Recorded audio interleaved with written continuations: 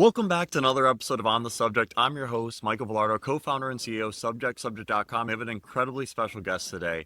Reminder, we are on the search for the most innovative school leaders across the country. We're in our home state of California, up the beautiful Central Coast in Monterey, with an incredibly special guest who's actually in his final year of being superintendent.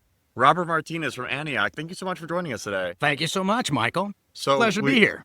Absolutely, and it's going to be an amazing conversation. So we always love to ask the why. Why are you in this industry? Why do you want to help kids?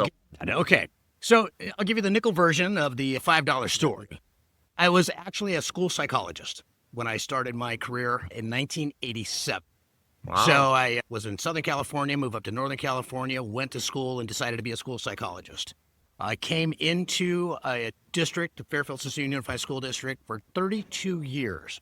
In that 32 years, I was a psychologist for my career, transferred over to site administration, being an assistant principal, went down to human resources as a director and associate superintendent, and left Fairfield-Sicilian after the 32 years to go become a superintendent. So spent a year in Mount Diablo, big district in California during the pandemic. That was easy. Big problems. And then so I transferred away from that, participated in another technology academy for a year and a half, and then found my way to Antioch. And I was actually the chief of human resources, kind of went back to that role, tapped on the shoulder about a year ago to say, and we needed to be the superintendent. So I've been doing two jobs. Well, I saw that on your name tag, and I'm like, this guy is chief HR and superintendent? I've never heard of that before. How do you wear so many hats? It's very busy, but a lot of it has to do with, again, building a team of people that you can work with, you can trust, focusing on those relationships. And so I've been very proud to have a great team right now as I look towards my retirement and move away from the school district. So they're going to find a couple of people to do the jobs that I'm doing, but it's okay. Yeah, that's the way education works. So you have had such a plethora of roles. It's so impressive. And so you have a real holistic understanding of both the learning and the teaching experience. What have you seen change the most since 1987? That's a really long career. A long time. So, one of the things that I did just over the course of reflecting on my own success, because it wasn't just about me, it was about people helping me through. So that's a theme of mine wherever I am, whether it's working directly with a student and their parents to help their education get better, or a team of teachers to help their instruction get better, or developing leaders. I've always focused on trying to help people understand where they're at in the system so that they can move forward. So one of the things that I did do over the last couple of years is I wrote a book. It's called Recipes for Resilience. Where can we find this? You can find it on Amazon. Okay. It's through make sure you go read it. DBC Incorporated, Dave Burgess Incorporated as the publisher. But it's Recipes for Resilience, Nurturing Perseverance in Students and Educators. Because really, as people, we need to recognize the strengths we do have. And so in this book, I tell a little bit of my own story growing up as a young man, having some family trauma, leaving home at 16. Why'd you leave home at 16? Well, now you're going to get intense. Now, it really was my father who was, my mother passed away when I was 13. Sorry. So my father really struggled. He did not have the mental health supports or a strong structure for himself. Now, he did find another person to hang out with, but that became a very bad home situation. So based under my upbringing where I was, I just knew I needed to escape. Where'd you go? That's a great question. So I ended up at one of my brother's houses, and he said, no, you can't stay here. So I went to the other brother's house, and he said, guess you can stay here. But that was my brother George. And the story behind my brother George, just quickly, is that he actually was a self-made Delta Airlines executive, like with no college education. In from my favorite airline, shout out Delta. And worked his way up to a high-level administrative position. So when I started living with brother George, I was on my way to like the prison to pipeline to prison is where I was going. But he said, well, if you're going to stay, we're going to reset the ground rules. You get a job. You're going to go to school. You're going to do the things that you need to do to develop your own personal responsibility. Because I had tenets of that as a kid, but then lost it through that trauma of the family. So now living with my brother George, built this whole Recipes for Resilience that really falls back to an individual making decisions with the support that they have. A lot of people have support that they don't recognize. And so when we connect them to their own support systems, think this is a way for children and for adults. And they start realizing, actually do resources. I have skills and I've been empowered with that. Then we use it. And then you get to your next step and you see your success. But many people fail to recognize even the simple steps of success. When you do recognize those steps of success, you're getting a little bit more confident. Feel a little better in that environment. And so I feel that way for educators right now. They have to recognize their own successes. And for our students, we want our students to be so empowered that they're like, of course I'm going to school. Of course I want to do my math and my reading and whatever it happens to be. That's where I think about transitioning from you have to learn what we want you to learn to we want you to learn everything when you're ready to learn it. That was beautiful. I'm so impressed by your story. You talked about developing leaders. You talked about your story leaving home early. How can we better support our teachers and coaches to develop more leaders? Like, what do you think why did your brother get so through to you? And what can we do to mirror that with our other young people through teaching and coaching? Yeah, a lot of it comes back to, and we hear oftentimes relationships. We hear about connecting with people as human beings. I think sometimes, and I've been working on this new kind of solution process for people, we forget sometimes that we're human beings. We really do. And we forget to actually hold each other with a high regard, with respect and care and compassion. And so when I've now been bringing people together to solve problems, we're all sitting on the same side of a table. We're looking at the wall where we're addressing all the data, analyzing different situations, recognizing that we're all in this room for a purpose together. That's not happening enough in our teacher lounges, in our district office buildings. People are like attacking each other and you get in your silos and you really are defensive.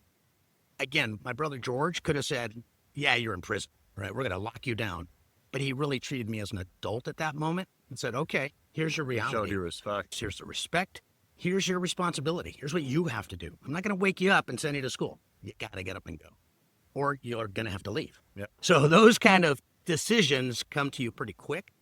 But right now, I think as our education systems, we're in such a need for a transition. We know that AI is going to be very powerful. Yep. It is right now. And here we're in conflict with telling kids you can't have your phone at school. Yep. And so it's really this dissonance between children who are now growing up with these items in their hands. They grow up on an iPhone. And we're telling them, you have this. You're going to work with it too. You're going to without use giving it them reason. Yeah. And yet they're still using it. And so we have to get, as educators, very comfortable with a lot of change that's going to happen very quickly and be really ready to work with our students and our teachers collectively to move it forward. So what do you think is the biggest thing we can, as a collective education sector, really strive to change in the next 5 years? What would you love if you could dream it up? Hey, this 5 years from now will be X way. What do you think? I reflect on this also as being a dad. So I have. Oh, awesome. How old are your kids? I have 4 sons, and their yeah. oldest one is 35, the youngest one is 23. So we've got a good script of skills there. Highly talented individuals, very unique in their approach to the world. And I think about each of them now, the youngest one being at Long Beach, Cal State Long Beach, and the oldest one who's done these big, powerful technology jobs, software engineering, magic, right? And that's magic I don't understand. But, right, their view of the world is very different from what my wife and I thought they were going to do. Like, okay, grow up, go to college, get a job. Yep. They're going to work in a company. And for they 40 see years the and world, retire. Now it's switching all over the so place. Just because even I didn't work in the same company, but now life is very different for them.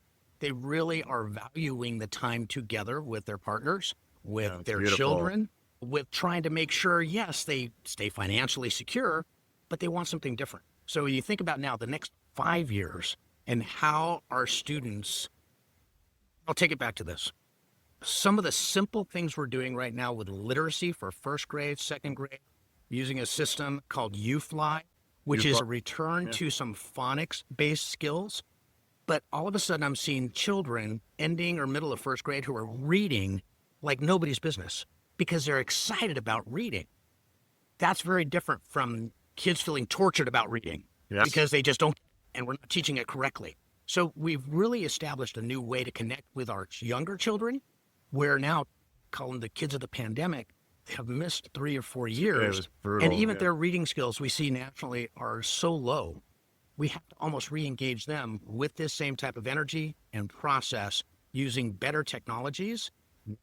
We can't wait. No, we So gotta it spend has on to this. happen now. And I think the technology, the AI can help us get in there The with the personalization, kids. AI, and That's right. we subject believe all in AI and media, and that's because we say Netflix is 28 years old. They grow up with Right. TikTok. They love media. How old are your grandkids? The youngest one is 15 months. Oh, no, the youngest one is now 5 months, and 15 months is the other one, Okay. Jason. And fun fact for all you listeners out there, the babies born in 2025 or later are now Gen Beta. So we're talking about how do we help Gen Alpha and Gen Beta students, not Right. even Gen Z anymore. Time has flown. But one thing we always love to be able to express, one, our gratitude to you and everything you've done for your students, but is there any teacher or student in your career that you would love to shout out and thank on the podcast and give a special message to? Okay. I know there's a lot, so it's Yeah, tough well, to break down. and I'll come back to a few teachers that I know who are retiring this year. Awesome. And these Same are as you. teachers- You're all Yeah, doing class they together. actually we are, but they work at one of my original schools, where in 1989 we started a year-round school. So we had 1,200 Oh, very students, cool. Innovation. Yeah. 1,200 students, year-round track, going all the time. And what was very different about that school is that rather than breaking for the summer, breaking for the winter, teachers would be on for 3 months and then off for a month. But these teachers, it was a school where I was the psychologist and became the principal in the years to come. So I spent about 20 years at the school. And these ladies, several of them have been there since the beginning, and they're now retiring. Jan Snowwalk, Lisa Christians, Julia Lucky, 3 teachers from one school site who have been there, in essence, 36 years or so. Same school, giving to a community. They don't just teach the kids in the community, now they're teaching parents of the kids that the second generations are coming through. And so those ladies who are just so important in changing kids' lives really are very meaningful. So again, we still have friends on Facebook and we connect. And so even though I haven't seen them in a while, I'm going to go to their retirement party. And they're going to That's celebrate amazing. me as well. So I think we're going to have a great time. But it's the power of teaching. You really can think about the lives that you've changed in the course of time. It's the most important piece. Sometimes you never see. So we have to take those moments to recognize the work. It is a lot of work, but it's So the much most work. powerful work in the world, I think. Yeah. The teachers and coaches are the heroes of society. That's something we love to share at Subject. And Robert, I'm really appreciative of everything you've shared for our listeners and the passion you have for helping kids. It's infectious and makes me want to run through a wall. You're amazing. So I love you yes, too. No, make sure it's- no, I- everyone you follow us and you like and subscribe. YouTube, Spotify, we're trying to get the followers up so you can hear incredible conversations like this with I Robert. appreciate it. Thank you so much for your time today. Absolutely. My pleasure.